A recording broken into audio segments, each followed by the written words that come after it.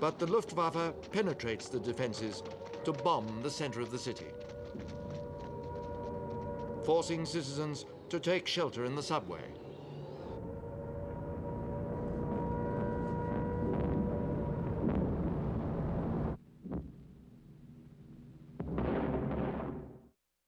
Outside Moscow, German armies race for the capital. Elsewhere, Army Group North heads for Leningrad. Army Group Center makes a pincer movement towards Smolensk. Army Group South strikes towards Kiev and the Ukraine. Adept at the use of terror to gain political control, Stalin's touch in military matters is less sure. In these early weeks of war, he constantly ignores the advice of his generals, and the blood of literally countless Soviet soldiers is sacrificed to his megalomania. The suburbs of Kiev, the beginning of August. In a vast pincer movement, German Army Group South threatens to encircle the city.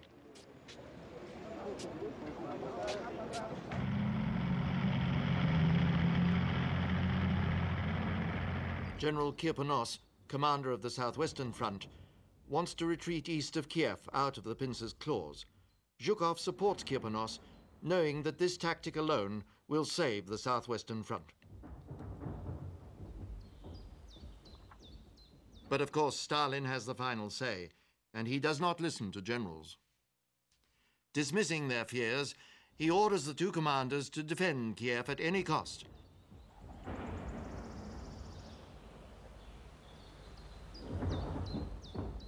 Kiev is and always will be Soviet, he insists.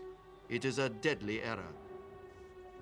During August and the first 2 weeks of September, the Wehrmacht encircles a vast area crammed with Red Army troops. Thousands of square miles gripped in the German vice. 4 Soviet armies perish. Kirponos dies in combat. Hundreds of thousands of men are captured. A massive haul of weapons and equipment is seized.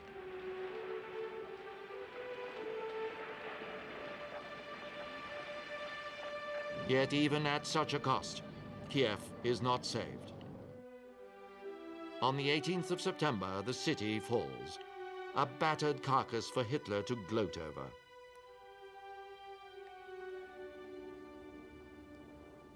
The Führer is now lord of all he surveys. It seems as if he is on course to meet his objective, to crush Stalin's Russia before winter sets in.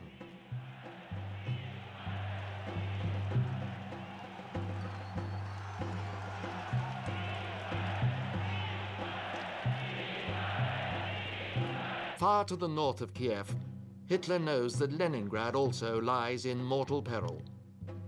Army Group North's charge across the Baltics, under the command of Field Marshal von Leb, means that the city is now within the Führer's grasp. For an entire month, Red Army troops isolated in Tallinn, the last bastion before Leningrad, have been fighting to hold the German advance from the south.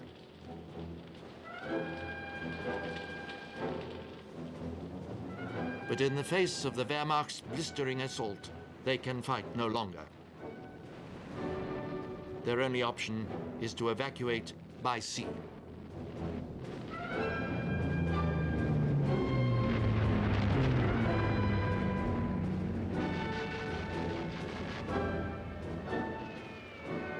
But it will be an evacuation without air cover, across a heavily mined sea, under bombardment from German coastal artillery and the Luftwaffe.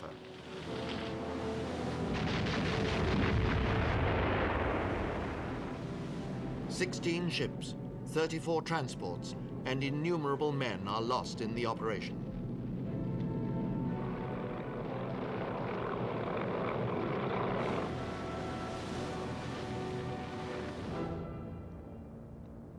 Leningrad lies ahead of the Wehrmacht, defenseless. German aerial forces are now concentrated for the attack.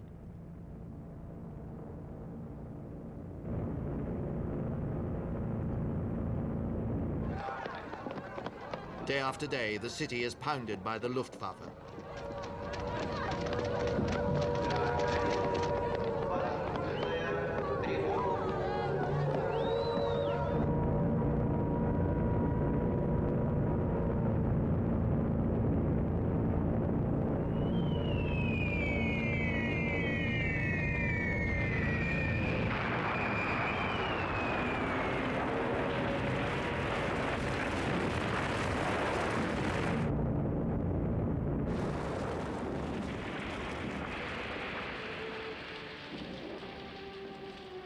Hitler wants Leningrad wiped from the face of the earth, but its citizens keep the city alive.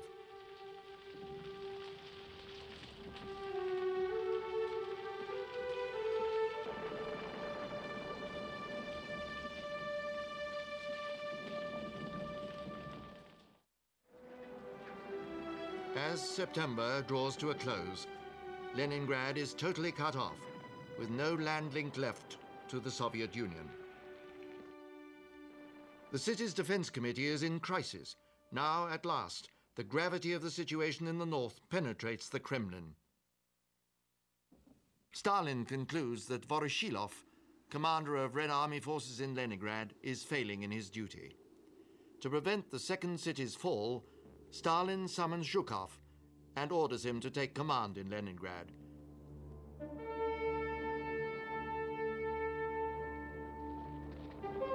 It is vital to rally the spirits of Leningrad's citizens, to mobilize its entire population.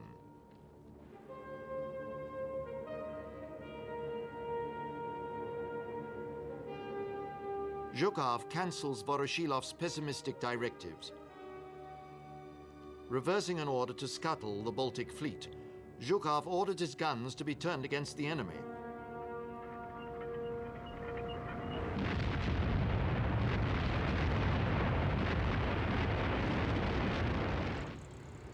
And factories, mined to self-destruct in the event of capitulation, are ordered back into production.